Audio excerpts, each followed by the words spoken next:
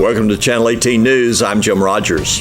A Hopkins County deputy observed a 2-year-old child asleep in the back seat of the black 2006 Honda Civic, stopped for a traffic violation.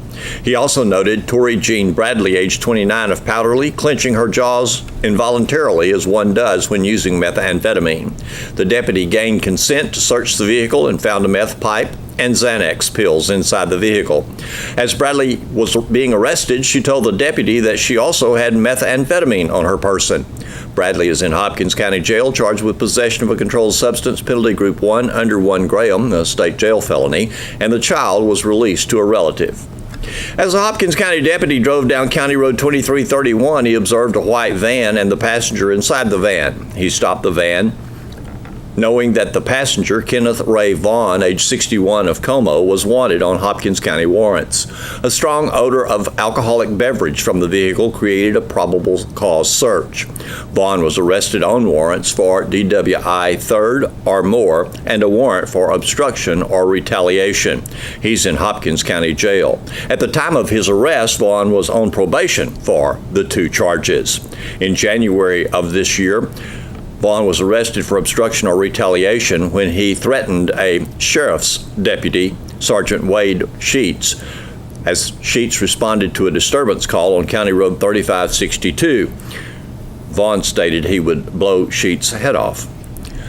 A traffic stop by Sulphur Springs Police Friday afternoon found Michael Carl Spradlin, age 37, driving while license invalid. However, also in the auto was a zipper pouch containing over 15 but less than 50 various identifying forms of information.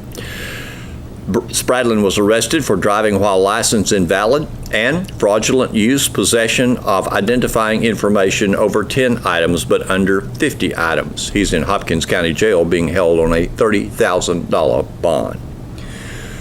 On this Monday evening, Sulphur Springs School Board meets at 6 p.m. and also this evening at 5:30 p.m. a town hall meeting took place where Paris Junior College President Dr. Pam Anglin spoke at the Hopkins County Regional Civic Center to citizens regarding the taxing district and the proposal on the November 8th general election. She will also speak Tuesday night at the Hopkins County Republican Party's Forum, which will be conducted at the League Street Church of Christ Fellowship Hall.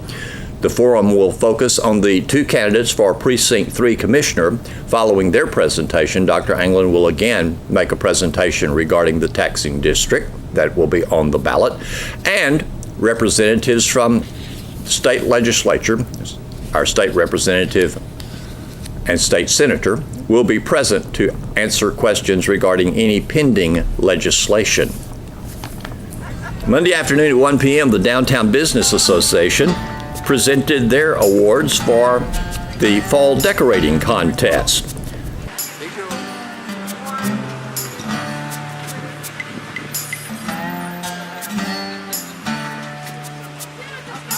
Bobby, was I looking or was I looking away? Joy told me it's probably honorable mention.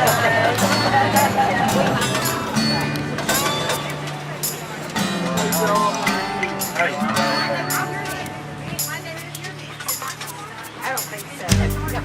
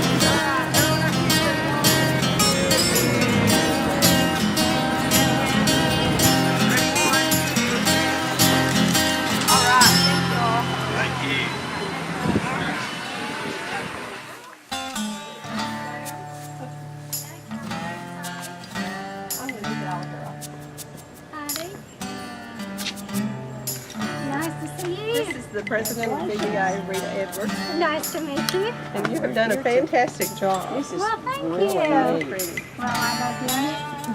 The judges selected you as Oh, presidential. well, wonderful. We'd like to get a picture. Where do y'all want us?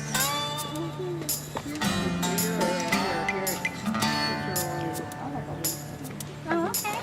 Yeah, I like this one. That's Fred and Ethel. Oh, is that who that is? Yes, they have stages. They started out having a picnic over there, and then they just now they're on a date. Oh, okay. I was wondering why he was in the suit. Yeah. Cool. Wait, sorry there. Thank you. Wait, so please. It is pretty neat.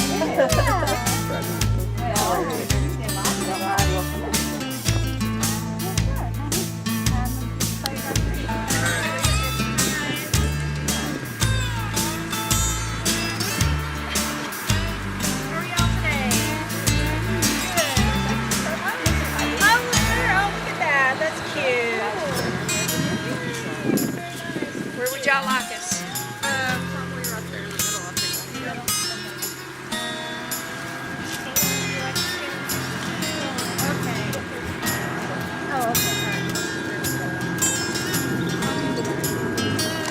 And again, ready, 1, 2, and 3. All right. Thank y'all so much. Congratulations.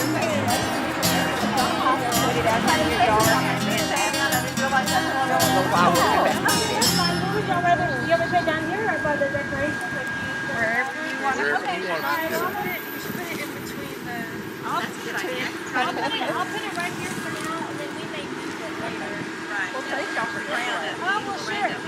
Halloween is our favorite time of year. We love decorating for the fall. We don't do a lot for Christmas, but we love doing Halloween. We've had several people stop and take pictures of the outside of the house. Yeah, it's funny. We see people stop and they're like, what's going on? Why are they coming? Why are they here, right? But it's okay, you know. I figure on Halloween probably have some kids. We like Halloween. So we can have, big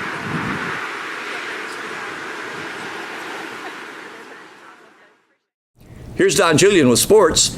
The Wildcats Marching Band had another successful contest in Commerce Saturday night. We get results from band director Charles McCauley. Keith did a good job. It's kind of out of the routine. I know I sound like a coach here, but when you're out of the routine of going the day, it's just kind of different. But we overcame that, and kids did a real good job. Made first divisions in every category, all the judges. These 3 judges were all what we'd consider, they're all UIL judges, meaning that they judge the band as if they were in UIL, not a Bands of America type judge, which is more on pageantry and props and stuff and all that, GE, but more UIL, which is the full band. And so they were all very complimentary. We have stuff to work on today. I mean, we've got stuff we've got to fix today before we go tomorrow. And it'll depend on if we show up and have our heads in it tomorrow or not, but felt like it was a good run. And that is very important, UIL. That's what some of these contests are all about. It is. It's the first leg of our sweepstakes. And UIL, you get sweepstakes, the highest honor a band can get, which is first division in marching, first division in concert, first division in sight reading. This is the first leg of it, and so tomorrow is extremely important. It's the official contest, the state-run contest, and so you want to go and you want that to be your best performance, and hopefully it'll be our best performance of the year after we get a really good workout in today.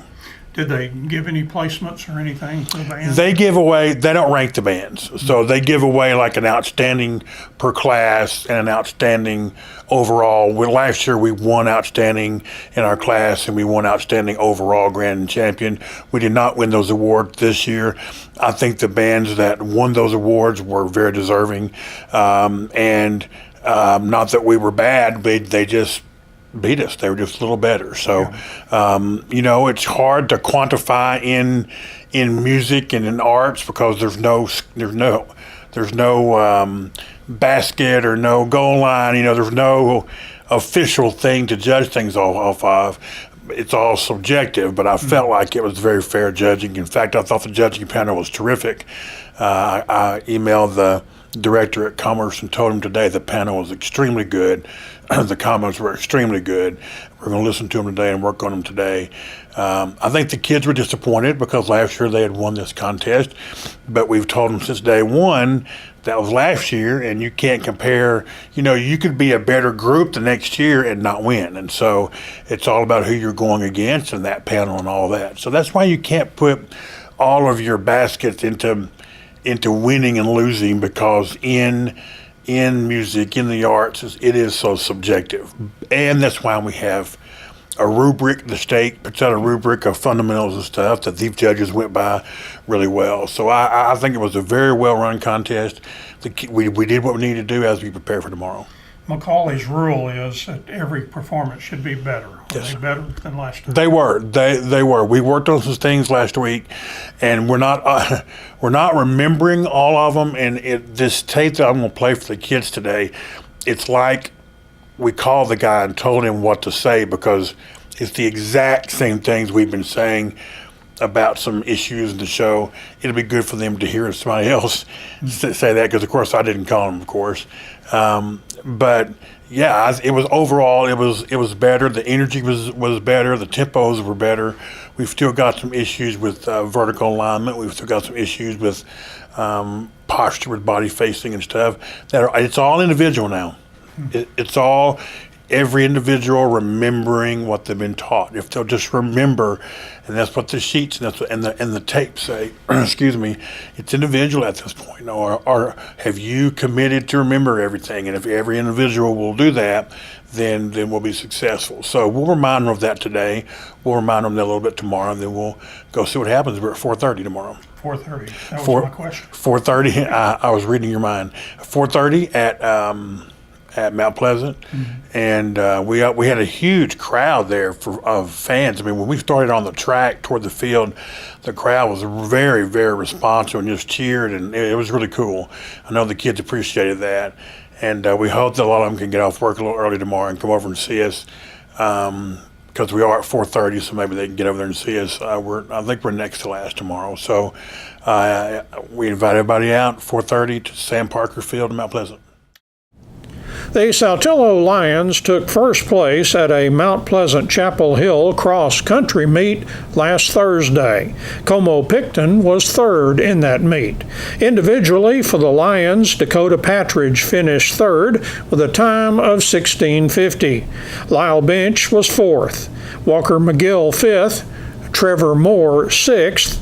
Branson McGill was 7th, Henry Rios was 11th, and Adam Valenzuela was 16th.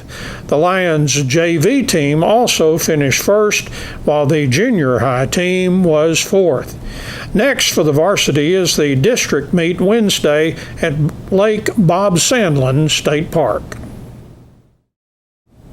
Thanks for watching Channel 18 News. Have a great evening.